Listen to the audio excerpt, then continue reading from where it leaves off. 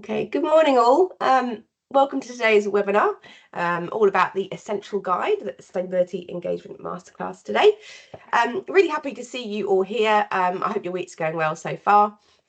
Do let us know in the chat box where you're dialing in from and share anything you might find useful and helpful as we go along. There's some great presenters today, and our aim is to provide you with some good content. So hopefully, my aim is always to have you at least take one thing from here that you could possibly take away, put into practice, and pass on within your organisations. So our speakers today, we're aiming for around 10 to 15 minutes each, with time at the end for some questions. However, do feel free to use our question box and as and when they pop into your head. We have myself, I'm Laura, I'm the growth manager here at Jump. So I'll be talking about and having a bit of a recap of our findings from our recent Sustainability Engagement Trends Report 2024. Lucinda Thomson from the Sustainability Change Lead from Chelsea and Westminster will be talking about their efforts in engaging their staff in sustainability. And Josh, our CEO, provided some insight into our new essential guide to sustainability engagement, which has come from the Trends report that we published at the end of last year. And actually, no one's seen this essential guide yet, so you're first to view it. So Sam, if we could go on to the next slide. So a short intro to Jump for those that aren't aware of who we are. I know some of you have been to our webinars before, some of you are clients, some of you potentially. So just a short intro. So we're a sustainability engagement tech company. We're based in Brixton, Clapham in London, and there's 13 of us all working towards the same mission, which is to empower and motivate people to take action for a sustainable future. And we believe that to hit your net zero targets, you're going to need to get your people on board to get anywhere near them. And we know it's not quite as simple as that. Changing cultures and beliefs are hard, but it can be done. So we work across many sectors, including universities, NHS trusts, councils, and large corporates. So we've got lots of experience in working alongside lots of different industries with varying challenges and opportunities. So Sam, next page. So I thought, since Josh is going to be talking about our new essential guide to sustainability engagement, that it'd be worth recapping on the results from our survey at the end of last year. The report we published at the end of 2024 brings together research from the industry as well as a survey of over 1,500 workers in the UK. And we analysed the trends in sustainability engagement that are most pertinent to organisations right now. And from the back of that, we've built the essential guide to really help organisations really, see some real impact and some real effective engagement in sustainability. But before I talk about the results, it's time for a poll. I have some figures regarding workers and how they prioritise sustainability. So I thought I'd test you guys, and you may find the results interesting. And these results are not actually from our survey, but from other sources, including Deloitte. But I thought it was quite interesting information. So I think Sam's going to publish the poll. And there's 3 questions. There's what percentage of workers think their employer should prioritise sustainability, first off, broken down into percentages, and we'll see the results shortly. The second question, if you move along, is what percentage of workers say they will change jobs due to sustainability concerns? And the last question is what percentage of workers say they research the environmental policy before accepting a job?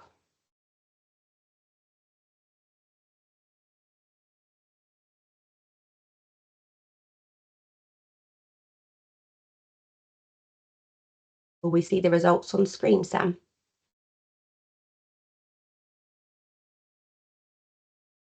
Yes, the results should appear on screen. Lovely.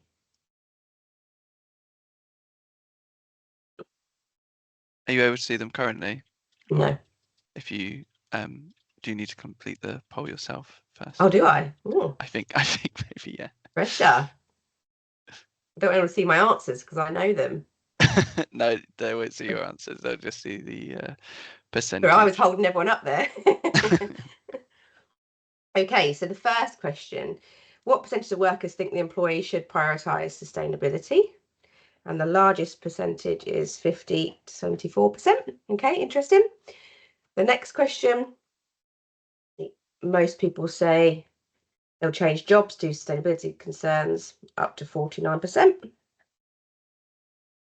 And the third question, people have answered 0 to 24% accepting a job. Okay, cool. So you might find the results quite interesting here. I certainly did. Let me get that off screen. So 82% say my employer should prioritise sustainability. So that's pretty high. So lots of people within organisations are saying they want the employer to prioritise sustainability. I mean, can your workers see what you're doing? Is it visible? Is, you know, a senior leadership leading the way? They know what efforts you're making. 55%, this is actually really interesting. 55% say they research the environmental policy before accepting a job. Now, to the people doing the interview, so they know what your environmental policy is if they get questions on it. Is it available? Is it easy to digest? And then 23%, I think you got this one right, said, I will change jobs due to sustainability concerns. Can't afford to lose people because of it. So what can we do more if it means we're losing good people? And then one question I didn't ask was 83% of workers said they'll be more loyal to a sustainable organisation. So just a really interesting kind of study there from Deloitte, and something to think about. Okay, so moving on. So everyone knows that climate change is on the rise amongst people and organisations globally. Behaviour change can advance climate action. Yet individuals are struggling to move their climate concern into action. This is what is called the awareness action gap, which is demonstrated here. It's a general term, it's not coined by Jump. Sometimes it could also be known as awareness action inconsistency or values action gap, but mainly awareness action gap, which it's quite obvious what it means. And this is what we're trying to close with all of our lovely clients. So I've got some facts and figures from our survey from the back end of last year. So the first graph I'm going to show you shows a breakdown of respondents from 100 to 10,000 employee organisations. It's really positive to see the largest percentage is either strongly agree or somewhat agree in the statement, I am aware of my organisation's sustainability strategy and mission. You'll see the strongly agree declines the bigger the organisation, as messaging is somewhat harder to get across the more employees you have. And you've still got that 20-25% that still disagree. You're not going to get everyone. And then looking at comparing awareness to action, and you can see there's a bigger percentage of people who agree and strongly agree on, I would like to do more to contribute towards my organisation's sustainability goals. So yes, people are aware, but people want to do more. And how can they? How are you equipping and empowering your people to do more? We really need to harness that if people are saying they want to do more and give them those opportunities. And on the next page, so this demonstrates that within that 76% of people that are aware of the organisation's sustainability strategy, 64% of people are aware and want to do more to help. 12% of people are aware of the strategy, but feel like they could not do any more to help. But therefore, we have 64% of workers who are aware of the strategy, eager to help, but are looking for someone to tell them what to do and empower them to take part more than they are. And then these figures are what people who responded chose as important for them about how we could close the gap as an organisation. So 80% said rewards and recognition. It just works. Reward people for doing more and doing better, and they're more likely to repeat that behaviour. And all of these relate back to our behaviour change models that we work off, COM-B and EAST. And most of our clients have monetary awards or at least recognition via our success badges in their kind of trophy cabinet on their programme, and they really do work. 81% seeing other colleagues participate, keeping up with the Joneses mentality, creating visibility. We have an activity feed, which creates visibility around what people are doing. Do you celebrate on things and share success on the comms vehicles you already have, like Teams channels and Slack? And 86% need resources to learn how to integrate sustainability into their role. How is your L&D engagement? Is information easily accessible? Is it engaging and interesting? Or does it get lost kind of somewhere on SharePoint and not get much footfall? So before I hand over to Lucinda, I've been doing some work recently in the customer service side of things as well, which has been really interesting. And I'm privy to some of the first-hand kind of feedback we get. We often get positive feedback. We even had last year someone who was so taken with all the information they learned about sustainability in their role at Newcastle Hospital, which was not related to sustainability, that they actually pursued a career in it and are now in a sustainability role, which, I thought was absolutely amazing. But a comment just 10 days ago really stood out to me, and this was from a Uni of Edinburgh user. And he said, "I've really enjoyed participating and take action for sustainability, especially how the activities encourage hands-on engagement. The initiative has inspired me to apply what I've learnt in my MSc programme to real-world actions. The prizes are a great incentive, but what I value most is the opportunity to reflect on my impact and explore new ways to contribute to sustainability." And that really does demonstrate the effectiveness of closing that awareness action gap and how it works in real life. So I'll leave you with that, and I'm going to pass on to Lucinda. So Lucinda, welcome to the virtual stage. Thank you very much, and thank you for inviting me. Thank you everyone for coming along. So yeah, my name's Lucinda. I am the sustainability manager at Chelsea Westminster Hospital's NHS Trust. So I wanted to talk to you a little bit today about well, I'll start with just talking about sustainability in the health sector generally, because I'm aware that there's lots of people from lots of different sectors. So I will talk a little bit about that first, and then I'll talk about our hospital or our trust generally, thinking about our strategy and our engagement strategy and where Jump kind of fits in with that, and as well as thinking about some of the benefits of the programme that we've had so far. So, environmental sustainability and the healthcare sector. So the first principle of healthcare, as I think most people, even if you don't work in it, will know, is do no harm. So environmental issues are clearly and obviously very aligned to everything that we're doing, that we need to be doing in our sector to be looking after our patients and our communities. Delivering high quality health and care really does place huge demand on natural resources and the environment. So just by doing our jobs, just by the simple act of caring for our patients, NHS organisations are having a significant impact on the environment and are some of the biggest contributors to global heating and air pollution. So just to kind of put that into a bit of context, I've put some interesting sort of stats and figures up there, up on screen. So if the healthcare industry globally was a country, it would be the 5th biggest contributor to carbon emissions in the world. So if we were an economy, if we were Japan, USA, healthcare sector is up there in the top 5. Thinking about that more sort of locally, close to home, the NHS is responsible for around 5% of our total UK carbon emissions. And breaking that down even further, it's about sort of 40% of public sector carbon emissions. So clearly, from a national perspective, getting a handle on NHS carbon emissions is a huge part of our national strategy. Other kind of things that I thought were really interesting, every year the NHS produces around 156,000 tonnes of clinical waste. Now that's not waste in general, that's not even thinking about all of the plastics and all of the things that could go into our recycling and domestic bins.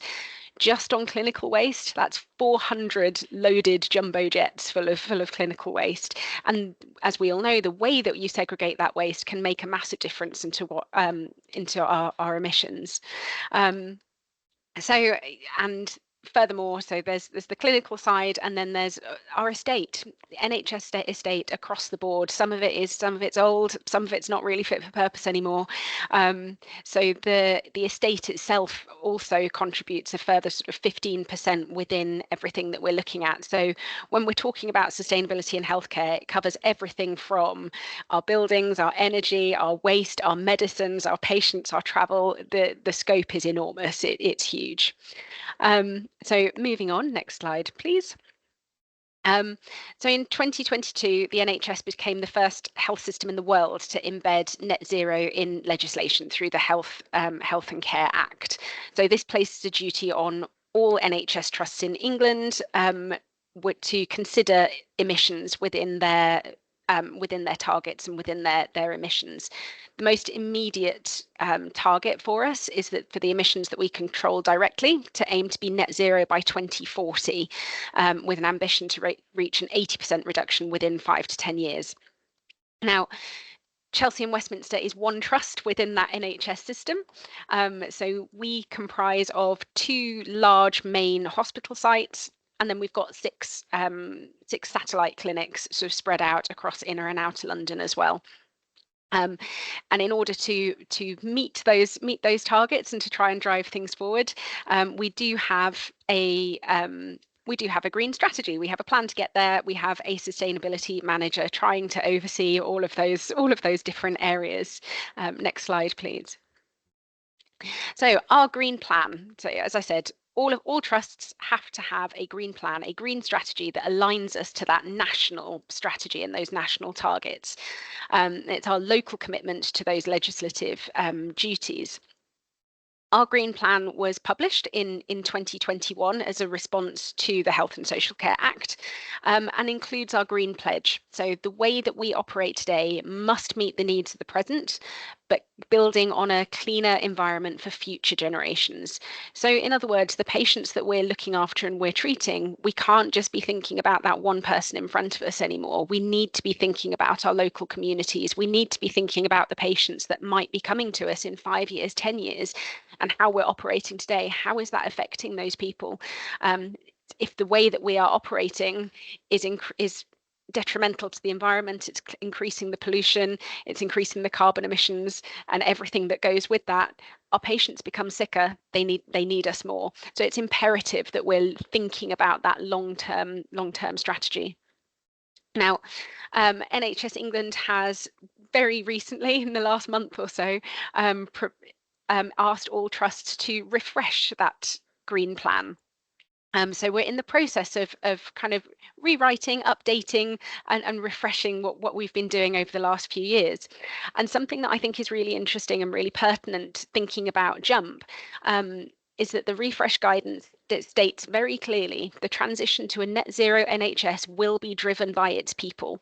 Organisations should support their staff and leaders to learn, innovate, and embed sustainability into everyday actions. And I think that very clearly aligns with what we've already been trying to do using the JUMP platform. And we know that our staff want to do this. We know there is a strong support for a greener future. Building on sort of some of the statistics that Laura talked about earlier, 9 in 10 staff support the NHS net zero ambition, and 6 in 10 say they're more likely to stay in an organisation taking decisive climate action. So for us as an organisation, it makes good business sense for us to be doing this as well. Our staff want to do it. We're more likely to retain our staff if we're doing it, and we're doing it in a way that's visible for people. Next slide, please. So this is just a sort of a very rough and very brief overview of our green strategy in visual form. So we have a sustainability board, which is chaired by our chief financial officer, who's also the executive lead for this sustainability programme. And then we have a subset of key work streams. Now, the sustainability side in the NHS, although we've been going since 2021, it is still relatively new in the world of healthcare. So we do have to be somewhat pragmatic about how we allocate what is actually a very limited resource in the grand scheme of things. But it has always been really clear to us that engaging the workforce is going to be vital to delivering greener care and meeting our green ambitions. So it really wasn't a surprise to see those statements around bringing your staff with you in the refresh guidance, because we know that that's really important. And on that limited resource, we need to make sure that it's part of everybody's job, everybody's role, and everybody's understanding if we're going to move things forward. Next slide, please. So when we were thinking about moving forward and bringing JUMP into the Chelsea world, we're thinking about our staff engagement. So what we knew our staff wanted to act on our environmental ambitions, but we also knew that our clinicians are incredibly busy already. They have limited time, limited expertise. They're not sustainability experts. They might be clinically brilliant, but sustainability might be something new for them. And they face implementation challenges. The NHS is quite a slow and clunky organisation to move forward sometimes. So what did we need to do? We knew we needed to raise the profile of sustainability, support our staff to be able to act, provide them with that expertise, and to enable them to initiate those implementations. Next slide, please. So we knew that a platform on its own is not a sustainability strategy. Using email on its own is not a sustainability strategy. You need to kind of lean on all of the different vehicles that you have. And we tried to think about what do we already have that's going to help us engage our staff in the sustainability agenda and help them to see that there are things going on and to enable them to be part of it. So we mapped out all of those different things, those different levers that we already had, so that we're really trying to create a cohesive area for engagement for our staff. So thinking about what are our online resources, where are they accessible, making sure that we're using what existing staff network we had. So when I joined the trust about 18 months ago, there were around 30 people in our sort of staff green network who were on the email list, meeting probably once every 6 months to talk about green issues. We know we've got the sustainability board, which has got sort of fairly senior leadership, but how else can we cascade that information out through our divisions and making sure that we're getting it through to all staff, and our education programs as well, making sure that we're embedding sustainability within our education programs, so that people are recognizing that it is fully integrated into how we deliver good quality healthcare, and then using the Jump platform can then help bring all these things together and help support that. Next slide, please. So this is our sort of flyer for our platform. So we have decided to call our platform Proud to be Green. This was very deliberate. This was a very considered name. Our trust values, the acronym is PROUD. So this is something that will resonate with staff. They will recognize it. That was really key. It needs to look like this is something that belongs to us and is part of our organization. So Proud to be Green already made sense to our staff. You can see with our W logo at the bottom, it aligns with the colors. So again, it sort of seamlessly fits in with what we already had, so that it felt for staff like this was something that really belongs to us. Leaning on the principles of gamification is really important.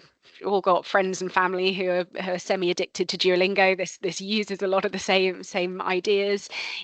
It taps into our staff's competitive culture. We know our staff love a competition. We'd already had very good success with various step challenges.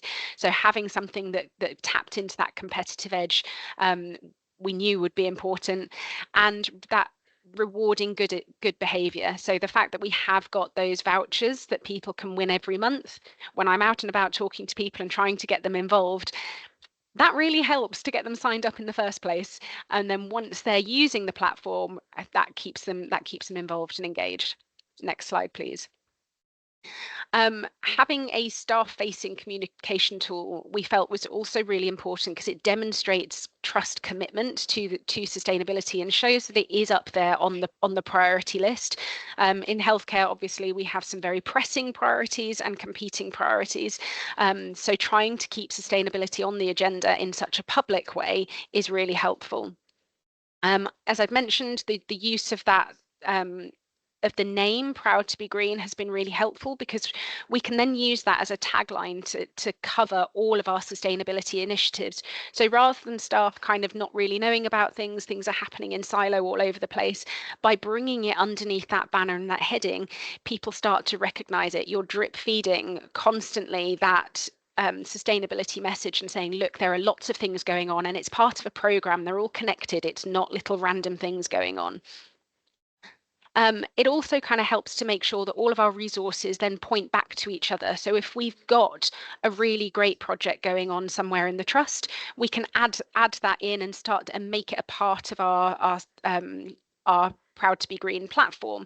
So a really good example of that is that we now hot compost all of the food waste in our Chelsea site. So all of the food waste from our wards and our cafes goes into this composter, comes out the back end as a usable material rather than going out as waste. So one of the activities that we've had built into the platform is that staff can go and collect a bag of that compost to go and use in their gardens. So that's no longer a sort of separate random project that's happening at the back end of the hospital. We've brought it under that sustainability banner, and there's lots of different things that you can do to make sure that you're kind of encompassing everything together, to make it a sustainability program that staff can see and recognise. Next slide, please. So these are some of the sort of tangible benefits that we've had since we launched the platform in May last year. As I said, before we started our email list, I think we had about 30 people on it. And when I checked this at the end of last week, we're now up to 438 members registered on the platform. And between them, since they started in May, they've taken over 15,000 sustainable actions. We're now able to measure what our staff are doing, which is really important. We weren't able to measure that before. So all of those actions that we have logged on the platform have got a carbon emissions associated with them. They have points associated with them. So we now know that from the actions that our staff have taken, they have avoided 56,000 kilos of carbon through taking those actions. And looking at just the waste alone, so I mentioned we produce a lot of waste in the NHS. From the actions that they've taken, have saved around 4,000 kilos of waste. So every little helps there. We also know that our staff, it's not a one-hit wonder. They're not going on once and then not coming back. We've got around sort of 20% of users achieving a 10-week streak as well. So people are coming back, it's repeat users, people are really getting on board with this. Next slide, please. So I wanted to just give you a sort of a couple of some of our sort of big campaigns and projects that we now have sort of running under our Proud to be Green banner. So this Gloves Off is a campaign that is now running in lots of different trusts. Post-pandemic, particularly, a lot of staff sort of we all had to wear PPE, just be completely covered head to toe in plastic. So a lot of staff who have trained and joined the NHS since then have lost some of the clinical reasoning that we had before the pandemic for when you use certain pieces of equipment, such as a pair of gloves, because actually they're not always great from an infection control point of view.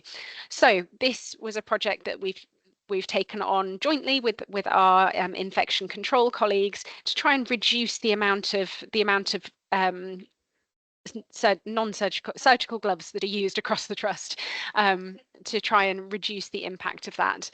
So that is already up and running, say under the Proud to be Green banner.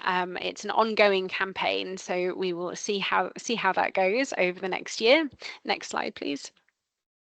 And then this is another campaign that we will be running. Again, you can see under our Proud to be Green banner, drip feeding all the time, telling our staff that this is all part and parcel of the same thing. So this is a campaign that we will actually be launching on Tuesday next week. So you are the first people to see this graphic.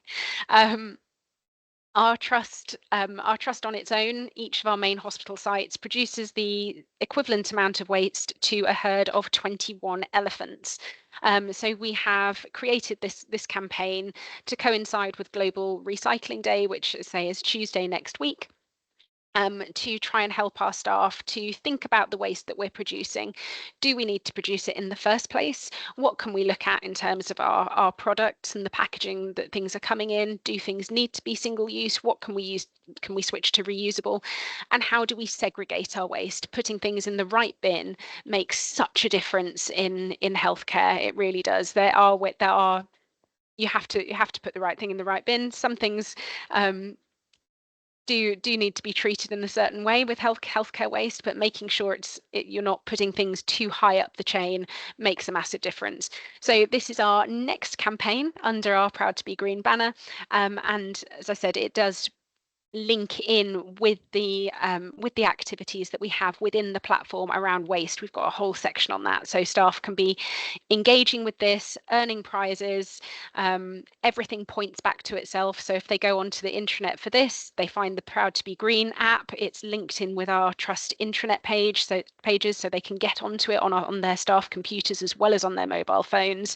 They can earn points by engaging in the campaign, so it all just kind of helps us to create that sort of seamless sustainability strategy that our staff can actually get involved in. Next slide, please. So I guess my closing points, nothing beats real conversations. So yes, having the app, having the platform is really helpful in getting people engaged, getting their involvement, and for people to feel like they can do something. But if you just launch it out there and you don't actually tell people that it's there in a meaningful way, which for us is face to face, people won't know what they're doing. They won't know why it's there. They won't engage with it. So I do find nothing beats real conversations for sparking that interest, making people understand why it is that we're doing this. And then once they've got that understanding, they want to get onto the Proud to be Green platform. They want to be engaging with it. So that really helps to drive things forward. So you must get out and talk to people. People do care. Sometimes I do feel like I'm sort of shouting into the abyss and I'm doing this a bit on my own. But so having those conversations, you realize that there is something that everybody can do. And no matter what that person's job role is, there will be something in there that's a bit of a bugbear for them. And they care about it. They just maybe don't know how to get going or how to get started. So having something like this, a platform that shows them that there's lots of other people in their organization that care, and that there are lots of things that they can do, really taps into that and helps to get them on board. And lastly, it's a process. So say we were at sort of 30 people who cared about sustainability about a year ago. We're now at sort of coming up to 500. We're an organisation of 7,000 people, so it's not all going to happen in one go. It is a process. It is about chipping away at it, but it's well worth doing. And next slide, please. So I just wanted to leave us all with a thought from Professor Johan Rockstrom, who is one of the directors for the Potsdam Institute for Climate Impact Research, which is the future is not determined, the future is in our hands, and what happens over the next centuries will be determined by how we play our cards this decade. So thank you very much for listening, and I will pass back. Thank you so much, Lucinda. So much amazing information in that presentation. I had a few points, but there's too much to kind of comment on. And yeah, it was very motivating, and you know that at the end, yeah, fantastic. And I can't wait to see how your green network grows over time. And you know, you're obviously working so hard for your people, so well done. Looks fantastic. So we will come back to Lucinda at the end. So she'll be waiting to answer some online questions if you have any. But yeah, now we're on to Josh. Welcome. Lovely, thanks Laura, and yeah, just to say thanks to everyone for joining us today as well. I'm really thrilled to be sharing the details with you around our essential guide to sustainability engagement. It's something we've wanted to do for many years now, and we really see it as a project where we're giving sustainability professionals like yourselves a useful tool in tackling some of the challenges you face as part of your role. And at its core, fundamentally, sustainability is not just about having the right strategy. It's about inspiring people to act. Without engagement, even the best sustainability plans will fall flat. And that's exactly what we're here to talk about: how to create a culture of sustainability and how to close that awareness action gap. Next slide, please. So First of all, I suppose let's just start with a bit of a reality check. Right now, sustainability engagement is falling short in many organisations. Laura's already shown us the stats and the figures around that awareness action gap and how many employees know and want to do more, but often lack the skills, knowledge, or ability to act. But there is good news that that gap isn't insurmountable, it isn't inevitable. And we've spent over a decade at Jump helping organisations turn sustainability ambition into real measurable action. And today, via this report, I'm going to share some of those key strategies that work. So we've built this report across 9 core themes, and what I'm planning to do is a whistle-stop tour for each of these, touching on some of those highlights. And then each theme you'll see has 3 different difficulty levels: easy, medium, and hard. And just to say, we'll be sending out this report to everybody in the everyone attending today, and it's due fairly imminently. So sit back, relax, and take it in. The report will be coming as well. So on the next slide, we'll be starting with the why, and that's what every great sustainability journey should start with, that key question, why. So people won't engage if they don't understand the purpose of your sustainability strategy. We all feel that climate change is probably a big motivator for everybody in this room, for everyone here today, but we can't assume that everybody shares the same level of concern as I suspect that we do. And the stats show that around 25% of UK adults haven't made any lifestyle changes to combat climate change. However, some people might be more driven by cost savings at home or through their commuting costs, and some might be very motivated by the social pressure they feel and the need to be seen to be taking action. So your sustainability vision presents an opportunity to connect to what matters most to your people. So our advice on this is clear: define a clear, compelling sustainability vision and tie it to your organisation's mission and purpose. Easy to recognise and brand initiatives like Lucinda's Proud to Be Green campaign for Chelsea and Westminster, or Newcastle Hospitals program called Shine, which stands for Sustainable Healthcare in Newcastle. A fantastic examples of bringing that brand to life and helping sustainability ultimately become part of an organisation's identity. And there's a real difference we see between simply publishing a sustainability strategy, publishing a report, or publishing a green plan online, and instead actually having the pride and belief to shout about it and really demonstrate your values as an organisation. And that's always going to be the top tier way of championing your efforts. So on the next slide, so setting the tone around leadership. So there's a very simple truth that if leaders don't prioritize sustainability, no one else will either. So getting sustainability on the agenda at every level within an organization is essential. And the best leaders, of course, don't just talk about sustainability, they lead by example.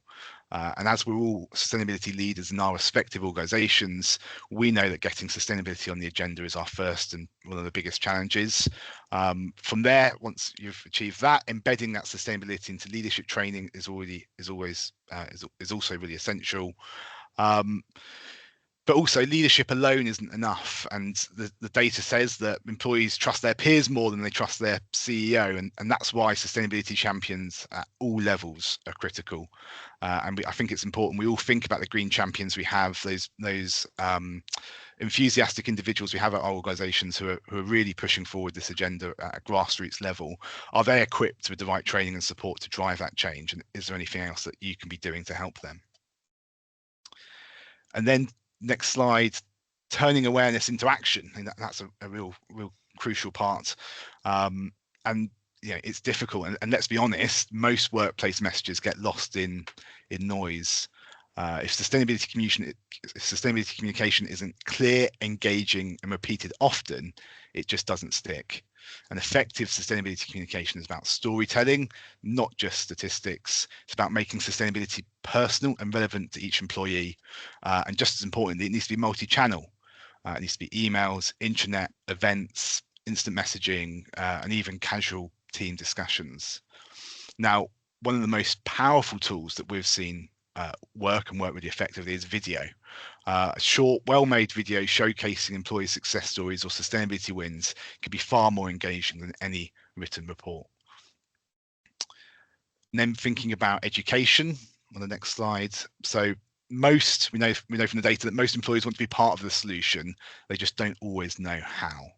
So a survey found that only 33% of workers feel confident in discussing climate change at work. And that's why sustainability education should be simple, engaging and interactive. So forget the dry lectures and preaching to people. It's all about creating short, easy to access, digestible Sustainability 101 guides. We've put here about integrating sustainability into onboarding is a fundamental thing that needs to happen, and doing that and launching that with fun and interactive e-learning experiences can help bring that to life and empower staff. And it's not just about training people about carbon and climate change and the science. It's also about demonstrating to the audience how to have conversations about these issues, how to approach discussions, and really giving them the tools and skills needed to talk about climate change at work, and turning those people into those champions for your strategy, your vision within your organization. A good example I've put in here, example from Jump, is from our Sustain program, another branded initiative for KBR. They saw that 100% of employees were preferring using the interactive learning via the platform over traditional training. Now looking at technology on the next slide, technology is already shaping daily behaviors, whether it's fitness apps sending us a nudge to move, whether it's calendar alerts pushing us along to our next meeting, or digital influencers persuading us around our purchasing habits. So why not use it to drive sustainability too? And I especially like Lucinda's point around that sort of Duolingo approach, and that's something which I've always seen and we've always seen Jump as being able to provide. A good example, another Jump example, is working with Manchester University NHS Foundation Trust, where, like all our schemes, we've gamified sustainability engagement, and over 2,000 employees there are earning points for sustainable actions, driving participation without adding extra administrative burden for the trust. And our next level item there, real-time sustainability tracking. It's another game changer. So digital dashboards to help employees see the impact of their actions, making sustainability more tangible and motivating. Lots of organizations that we work with collect very granular, meter level data around their electricity consumption, for example, probably on every half-hour basis, and maybe even for every building within their estates. And being able to simply feed that data back to people using those buildings, using those facilities, and demonstrate the effect their behavior change their behaviors and behavior change is having is really very motivating, and perfectly possible. So thinking about sustainability as a shared vision, it isn't a solo effort. It's always going to be a collective movement. And when employees feel part of a community that values sustainability, engagement is always going to skyrocket. And as human beings, we're intrinsically social creatures. We're influenced by those around us and what they're doing. And time again, studies on behavior change show that when people see their peers taking action, they're more likely to follow suit.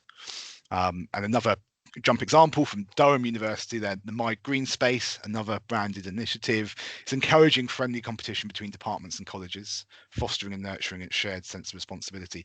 And it's really through, there's a few mechanisms that we use as a company to help drive that sort of social pressure element, which is really important. Those leaderboards, one of them, the activity feed is another, and it just highlights individual actions and hopes to inspire others. And then beyond the workplace, sustainability engagement should extend to more broadly. So volunteering, charity partnerships, other local initiatives, turning sustainability into a movement, not just a corporate program. Now thinking about rewarding new habits and incentives. So in an ideal world, a greener future should be its own reward, but the reality is that most people will need an extra nudge to change their habits, and that's especially true in busy, hard-pressed organizations where competing priorities, workloads, and convenience also comes into play. But the reality is that incentives do work, and when it comes to sustainability engagement, the carrot is always going to be more powerful than the stick. And my last example for this bit happening within the Jump, one of our Jump clients, is with ASM Pacific Technology, and where the points mechanism, that rewarding mechanism, has led to 55,000 positive, sustainable, eco-friendly actions logged and 3 million litres of water saved just in the last year alone. So via our schemes, top points earners are rewarded with vouchers or the option to donate to charity, but incentives don't always have to be financial. So recognition is just as important, just as valued. Professional development, badges, team-based rewards, they can all be just as powerful in embedding sustainable habits. And we believe that non-financial rewards like those should be essential tools in any sustainability-focused professionals' armoury. Next slide. So if sustainability feels separate from the employee experience, engagement is always going to be an uphill battle. And the reality is that employees are more likely to embrace sustainability if it aligns with their daily routines, with their workplace culture, and with their company values. And if it's visible in the workplace, from the onboarding process all the way down to how workspaces are designed, it's going to feel like an integral part of how the organization operates.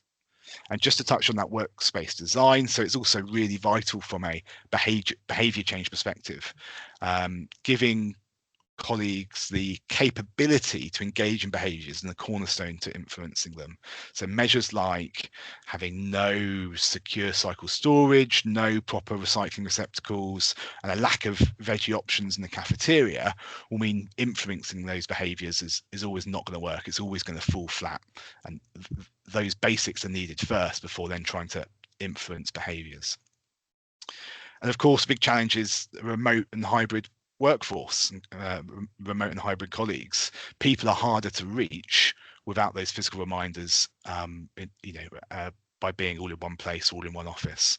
So that means that we've got to work even harder digitally to engage with people, and sustainability should also be reflected in the company policies, leadership decisions, and the culture around that sort of hybrid working mentality. But essentially, when employees see that sustainability is genuinely valued, not just talked about, it builds trust, it builds motivation, and it builds long-term engagement. Now, looking at the data, so we all know that saying, you can't manage what you don't measure, and employees are far more likely to stay engaged when they can see the real impact of their actions. And that's why those sustainability metrics should be shared frequently, and that's whether that's through dashboards, whether it's just through something simple like a monthly update or some visual storytelling via a video, for example, by making sustainability visible and the progress visible, you can create a sense of achievement and drive continuous improvement. And of course, it makes your life easier as well for as sustainability professionals. Any organisation needs robust data and insights to report on progress, demonstrate a return on investment, refine their sustainability strategies. Real-time measurable insights don't just track impact; they can really drive it. So what's the big takeaway today? So sustainability engagement isn't about telling people what to do. It's about creating a culture where they want to take action.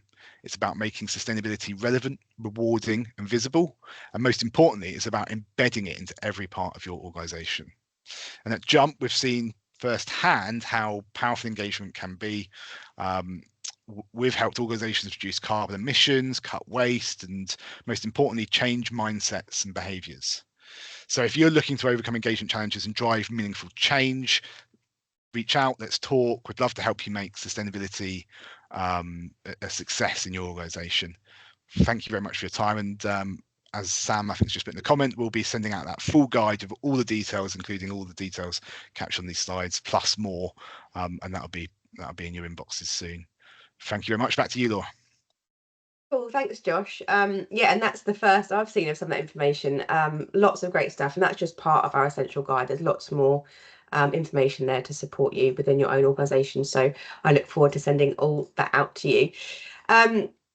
Yeah, so it's worth mentioning just as well, like we've talked a lot about kind of organisations and how we engage them. We also work with many councils engaging residents. So if you are a council listening in, if you want to talk more about how we engage residents as well, then do let me know. And I'm going to drop my meeting link and my email into the box in a sec. But we'll go to some questions. So I've got one here from Melissa, and this is for you, Lucinda. In light of public sector budget pressures, have you managed to maintain the profile and budget for your sustainability programme? And if you have, has this relied on a clear demonstration of associated cost savings? Thank you for the question. Yes, budgets and cost savings in the NHS. Yes. So I guess coming back to that point about how important it is to make sure that sustainability is really integrated and embedded into everything we do and everybody's job role. Resources are incredibly tight and incredibly constrained in the NHS. So in terms of budget, pretty much everything we do is begging, borrowing, stealing, looking for charity pots, looking for grants, applying for various things to do the best with whatever we can scrabble together is the short answer. Certainly being able to demonstrate how important sustainability is to staff is a really important lever. So I'm finding it incredibly helpful to be able to go back into my sustainability board every month and demonstrate every month we've got more and more staff registering onto our Proud to be Green platform, saying that they want to do more. That's really helpful to be able to say, look, this matters to our staff. We need to do things. We've also linked our program to kind of together, particularly the Jump platform, with our health and wellbeing program, because that is slightly better embedded in the NHS. It's been kind of going for longer. It's got better visibility. It's got more of a budget. So recognizing the links between sustainability and mental health, greens, the use of green spaces, thinking about eco-anxiety, that's been quite useful as a sort of link to try and maybe get joint budgets together. So our initial funding actually for this platform came jointly. It was a joint application between sustainability and health and wellbeing, and it went through our trust charity for initial funding.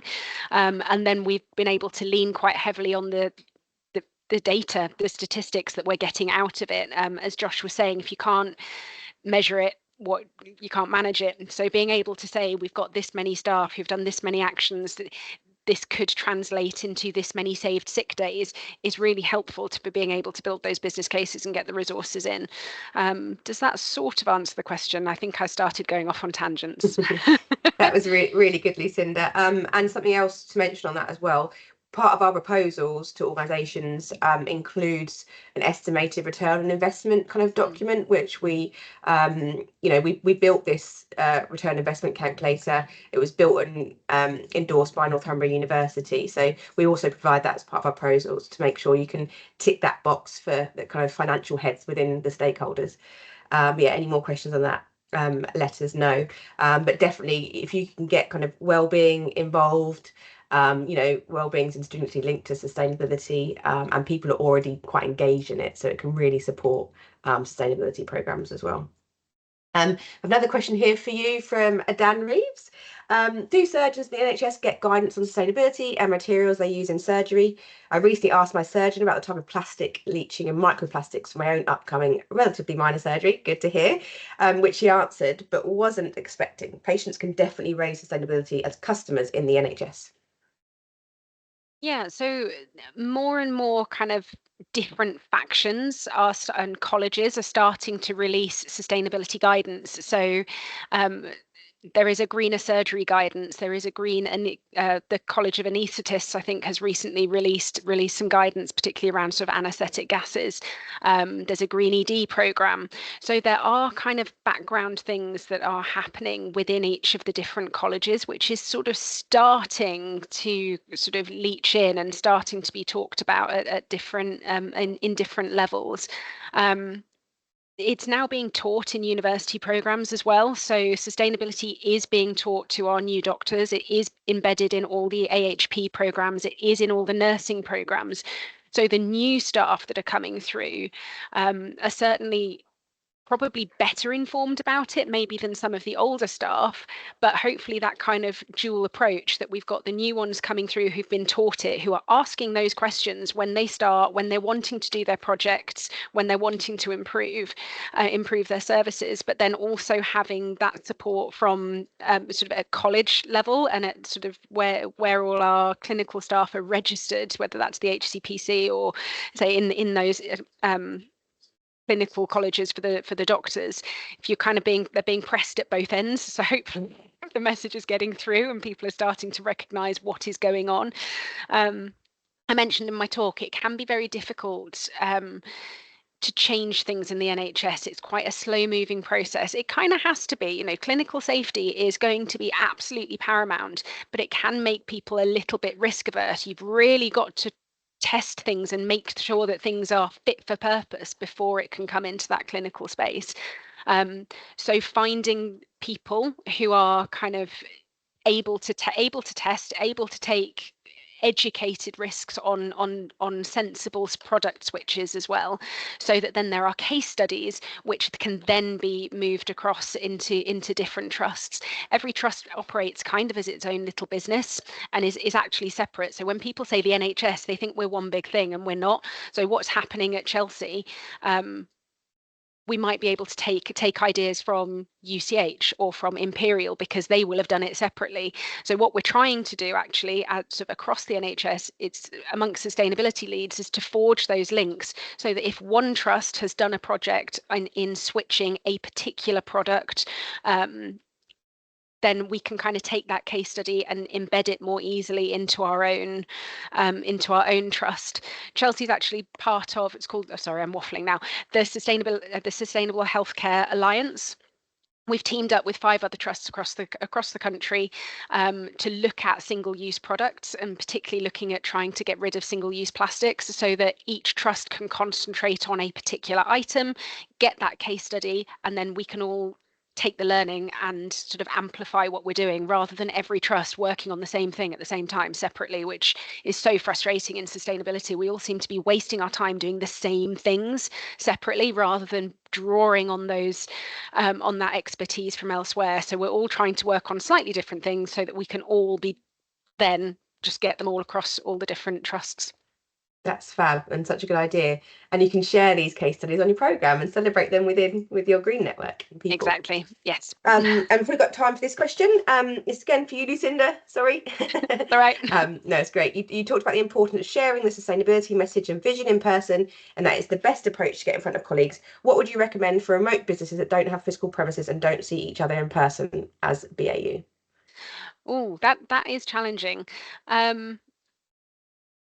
I think community is really important. So, and I'm sure you must have team meetings of some description. So yes, it's, you know, it's if you do have sort of team away days where you're doing sort of team building, where you're getting people together, even if it is, you know, once a quarter or once every 6 months, having something in there around sustainability when you're all getting together. If you can do that, then that's brilliant. If you are a business where actually you're never all going to be in the same place, everybody is fully remote, still making use of whatever levers you have for bringing people together as a team. So do you have online team meetings? Do you have something, say in a previous role, like we used to have sort of like water cooler meetings on a Friday morning, even though we were all working from home, but just to have actually a kind of a social 10-minute space where you can have those conversations that previously we would all have had at the coffee station or in the kitchen, but just to say, if you've got 10 minutes, come have a coffee, have a chat with your colleagues, and that kind of space might be quite a useful space to kind of build it into something maybe a bit less formal, again, where you can share ideas and talk about different things you might be doing. Yeah, it is difficult if you're fully remote and really do never get a chance to all be together. But even if it's just once a year where you pull everybody together for a range of things and just get that into the agenda. Yeah, absolutely. Great answer. And the thing is, there's no one size fits all. You know, you have to delve into, how you're set up as an organisation. We can Jump actually can integrate with Teams channels, which is really effective because they have a sustainability Teams channel. But there's lots of different ways you can engage for that. And we do have a similar kind of thing in that we are multiple sites. So it's people on the whole don't all get together. If you work on one hospital, you don't go to the other one. So having different events and making sure that you are just trying to get out there to different sort of sites and locations, even if you can't pull everybody together, if you can pull a few people together in a locale, that's a good option as well. Fab. We'll just quickly do this last question, then we'll log off. If you have to go, don't worry. But Josh, how do we sustain and grow user engagement on the platform with fewer resources along with our day jobs? How can we effectively prioritise sustainability over safety into the culture? Yeah, I think it's a really good question, and that is always going to come down to this as being a really tricky thing to do. We're all busy. We've all got our main roles, and often sustainability can be, especially in small organisations, can be more of a sideline. And I see it in two different ways. I see it working up, I see it working down. So when I talk about working up, it's all about raising the profile of sustainability within your organisation, making the business case for more resource and more capacity to invest around this area.